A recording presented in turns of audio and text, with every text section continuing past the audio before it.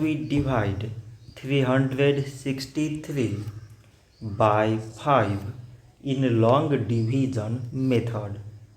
5 times 7 is 35.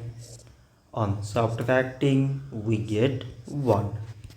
So now we put down this 3 and it is 13. 5 times 2 is 10. On subtracting we get 3. So now we have no any other number to put it down. So we take here decimal so that we put 0.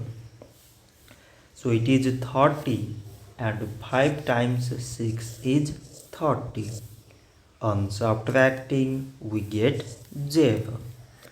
So 363 divided by 5 is 72.6. So this much for today and thanks for watching.